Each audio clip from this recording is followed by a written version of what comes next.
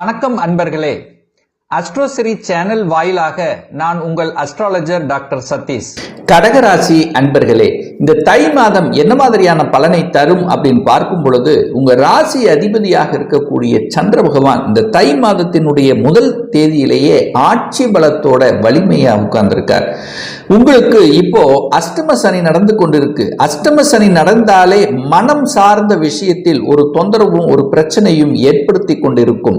மனம் நன்றாக இல்லை என்று வருத்தப்படுத்தி கொண்டிருக்கக்கூடிய இந்த கடகராசி என்பர்களுக்கு இந்த தை மாதம் உங்க மனதில் இருந்து வந்த அத்தனை விதமான நெகட்டிவ் எண்ணங்களை நீக்கக்கூடிய வகையில அமைந்திருக்கிறது.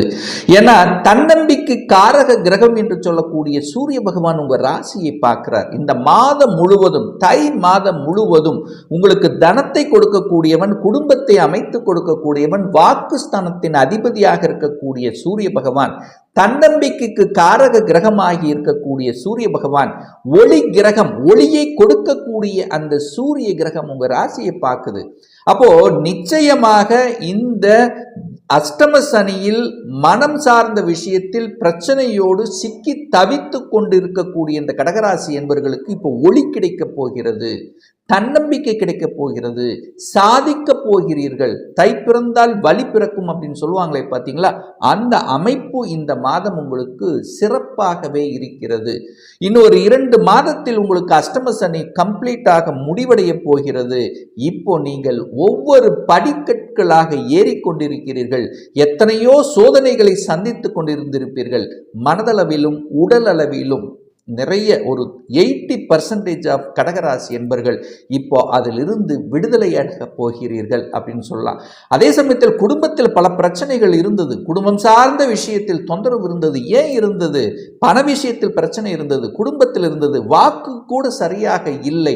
தான் ஒன்று பேசினா நல்லது, பேசினா கூட அது கெட்டதாக முடிகிறது என்று வருத்தப்பட்டு கொண்டிருந்த இந்த கடகராசி என்பவர்களுக்கு வெளிச்சம் கிடைக்கப் போகிறது.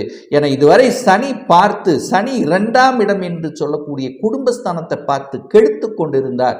இந்த மாதம் பாருங்க, சுக்கிர பகவான் அந்த 2ஆம் இடத்தை பார்க்கிறார்.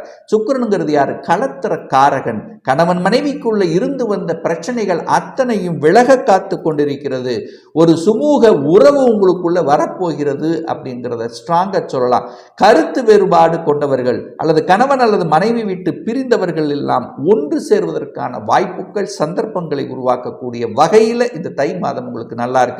முயற்சி ஸ்தானாதிபதி தைரிய வீரியத்தை கொடுக்கக்கூடிய அந்த முயற்சி ஸ்தானத்தின் அதிபதியாக இருக்கக்கூடிய புதன் பகவான் பார்த்தீங்கன்னா இந்த மாதம், அதாவது குறிப்பாக சொல்ல போனால் தை 11ஆம் தேதி சூரியனோடு சேர்ந்து புதன் ஆதித்ய யோகத்துடன் குருவினுடைய பார்வையில நல்லபடியாக இருக்க போகிறது. மனம் தெளிவடைய போகிறது. 3ஆம் இடம்னாலும் மனதை குறிக்கக்கூடிய ஒரு இடம் தான். அப்போ அந்த 3ஆம் இடத்தை குரு பகவான் பார்க்கிறார். உங்களுக்கு பாக்கியத்தை தரக்கூடிய குரு பகவான் 3ஆம் இடத்தை பார்க்கிறார். 3ஆம் அதிபதியாக இருக்கக்கூடிய புதனையும் பார்க்கக்கூடிய இந்த தை மாதத்தில் முயற்சி பலிதமாகும். தடைபட்ட விஷயங்கள் இப்ப சக்சஸ் கொடுக்கக்கூடிய அமைப்பு, செய்ய முடியாமல் தவித்து கொண்டிருந்த விஷயங்கள் செய்ய போகிறீர்கள். புதிய ஒப்பந்தம் கிடைக்கப் போகிறது. டிராவல், கடல் கடந்து செல்லக்கூடிய அமைப்பு இருக்கு. சிறுதூர பிரயாணங்களால அனுகூலம், ஆதாயங்கள், தொடர்புகள் கிடைக்கப் போகிறது. நல்ல நல்ல தொடர்புகள், நல்ல நண்பர்கள் கிடைக்கப் போகிறார்கள் அப்படின்னு சொல்லலாம். இந்த கலை சம்பந்தப்பட்ட துறையில் இருக்கின்றவர்களுக்கு பார்த்தீங்கன்னா இந்த மாதத்தினுடைய குறிப்பாக பிற்பகுதியில் பார்த்தீங்கன்னா கலைத்துறையில் இருக்கக்கூடிய இந்த கடகராசி என்பர்கள் சாதனை புரியக்கூடிய அமைப்பில் இருக்கு. ஏன்னா இப்ப சுக்கிரன் 8ல் போய் மறைஞ்சிருக்கார். சில அழுத்தம், பிரஷர் இருக்கத்தான் செய்யும். இந்த கலைத்துறையில் என்ட்ரி ஆகணும் அல்லது கலைத்துறையில் இருக்கின்றவர்களுக்கு பார்த்தீங்கன்னா இந்த மாதம் 15ஆம் தேதி வரை சுக்கிரன் 8ல் போய் மறைகிறார். சுக்கிரனுக்கு 3-8 மறைவு ஸ்தானம் அல்லவா, அங்க போய் மறைஞ்சிருக்கார். ஆனா இதே சுக்கிரன் இந்த தை மாதம் 15ஆம் தேதி 28/1/2025 அன்று சுக்கிர பகவான் மீனமனைக்கு சென்று அங்க உச்ச பலம் பெறுகிறார். அந்த உச்ச பலத்தை அடைந்து கொண்டு தனது சம சப்தம பார்வையாக 3ஆம் இடத்தை பார்க்கிறார். 3ஆம் இடம் என்பது கீர்த்தி ஸ்தானத்தை பார்க்கிறார், முயற்சி ஸ்தானத்தை பார்க்கிறார். புதிய ஒப்பந்தம் 3ஆம் இடம் என்பது ஒப்பந்தங்கள், கலைத்துறையில் புதிய ஒப்பந்தங்கள் கை கொடுக்கக்கூடிய அமைப்புங்கிறது இந்த காலகட்டம் உங்களுக்கு சிறப்பாக இருக்குன்னு சொல்லுவேன். ஏன் சொல்றேன்? குருவின் பார்வை இருக்கு. குரு லாபஸ்தானத்திலிருந்து பார்க்கிறார். லாபம் கிடைக்க போகிறது, மகிழ்ச்சி கிடைக்க போகிறது, சந்தோஷம் கிடைக்க போகிறது. ஸோ கலைத்துறையில் கஷ்டப்பட்டு கொண்டிருக்கக்கூடிய கடகராசி என்பர்களுக்கு விடிவு காலம் பிறக்க போகிறது இந்த தை மாதம் 15ஆம் தேதிக்கு அப்புறம் அப்படிங்கிறத உறுதியாக நம்ம சொல்லலாம். 4ஆம் அதிபதியாக இருக்கக்கூடிய யாரு? சுக்கிர பகவான் 8ல போய் மறைஞ்சிருக்கார். இப்போ பார்த்தீங்கன்னா வாகனம் சார்ந்த விஷயத்துல கூட சில பழுதுகள் ஏற்படுத்தி கொண்டிருக்கும். வாகனம் சம்பந்தப்பட்ட விஷயங்கள், வீட்டில் கூட சிலருக்கு நிம்மதி கூட இருக்காது. வீட்டை விட்டு வெளியே போயிடலாமா அப்படிங்கிற எண்ண ஓட்டங்கள், நெகட்டிவ் எண்ணங்களை கொடுக்கக்கூடிய ஒரு காலகட்டமாக இருக்கும். இது அத்தனையும் தலைகீழாக மாறப்போகிறது தை மாதம் 15ஆம் தேதிக்கு அப்புறம். இந்த கடகராசி அன்பர்கள் தை 15ஆம் தேதிக்கு அப்புறம் வீடு வாங்கக்கூடிய யோகம், நிலம் வாங்கக்கூடிய யோகம், புதிய வாகனங்களை வாங்கக்கூடிய யோகம் என்பது சிறப்பு பெறுகிறது அப்படின்னு எடுத்துக்கலாம்.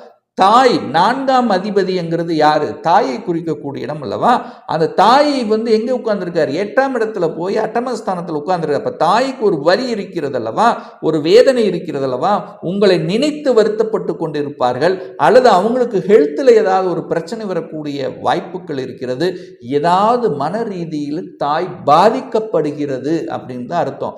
ஆனா இந்த 15ஆம் தேதிக்கு அப்புறம் அந்த தாய் ஸ்தானாதிபதி உச்சமாக இருக்கிறதுனால தாய் சார்ந்த விஷயத்தில் இருந்து வந்த பிரச்சனைகள் நீங்கும். என்ன நீங்கும்? ஹெல்த் நல்லாகும். அதாவது தாயினுடைய சொத்துக்கள் சார்ந்த விஷயத்தில் இருந்து வந்த விலகங்கள் மறையும்.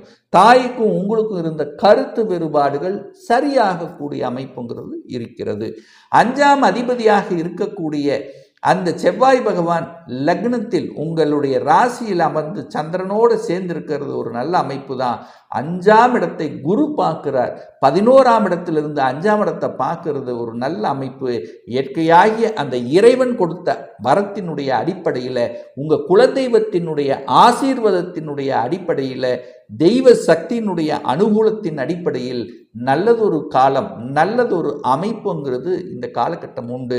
குழந்தை பிறப்புக்கு சாதகமான சில சந்தர்ப்பங்களை நிச்சயமாக உருவாக்கும். இதுவரைக்கும் குழந்தை பிறப்புக்கான ஒரு அமைப்பே இல்லை. கணவன் ஒரு சைடில், மனைவி ஒரு சைடில், கருத்து வேறுபாடு, சங்கடங்கள், இந்த மாதிரி சில தன்மைகளை கொடுத்து கொண்டிருந்த உங்களுக்கு இப்போ இந்த தையில நிச்சயமாக நல்லதொரு தன்மை, அதாவது நீங்கள் என்ன தந்தையாக போகிறீர்கள் அப்படின்னு சொல்லலாம். அதாவது குழந்தை பிறப்பு கிடைக்க போகிறது. குழந்தை பிறப்பு அமைந்தவுடன் குடும்பத்தில் மகிழ்ச்சி கிடைக்க போகிறது, சந்தோஷம் கிடைக்க போதெல்லாம் அந்த அமைப்பு இந்த மாதம் திருப்திகரமாக இருக்கிறது. 6ஆம் அதிபதியாக இருக்கக்கூடிய அந்த குரு பகவான் 11ஆம் இடத்துல இருக்கார். 6க்குரியவன் தனக்கு 6ல் போய் உட்கார்ந்துருக்கார். கடன், நோய் எதிர்ப்பு, பகை, வம்பு, வழக்கு, கோர்ட்டு, கேஸு, லொட்டு, லொஸ்கு, இந்த மாதிரி நிறைய வலிகள், வேதனைகள் அடைந்து கொண்டிருக்கக்கூடிய இந்த கடகராசி அன்பர்கள் அதிலிருந்து விடுதலை பெறுவதற்கான சந்தர்ப்பங்களை உருவாக்கும். கெட்டியாக பிடிச்சுக்குங்க. ஏன்னா 6க்குரியவன் தனக்கு 6ல் போய் 11ல் உட்கார்ந்துருக்கல்லவா, உங்களை ஒன்றும் பண்ண முடியாது. கடனினால் இனி அனுகூலம், ஆதாயம் அடைய போகிறீர்கள். நல்ல கடன் கிடைக்க போகிறது. சுப கடனாக உங்களுக்கு கிடைக்க போகுது அப்படின்னு எடுத்துக்கலாம். 7ஆம் இடத்தில் சூரியன் நல்லதுதான். தனஸ்தானாதிபதி 7ஆம் இடத்திலிருந்து ராசியை பார்ப்பது, தனம் சம்பாதிப்பது, தனத்தை எப்படி கையாளுவது என்கின்ற வித்தைகள் உங்களுக்கு புலப்படும். 7க்குரியவன் 8ல் போய் தனக்கு 2ஆம் இடத்துல இருக்கிறதுனால திருமண தடை இருந்தவர்களுக்கு திருமணம் தடை விலக காத்து கொண்டிருக்குன்னு சொல்லலாம்.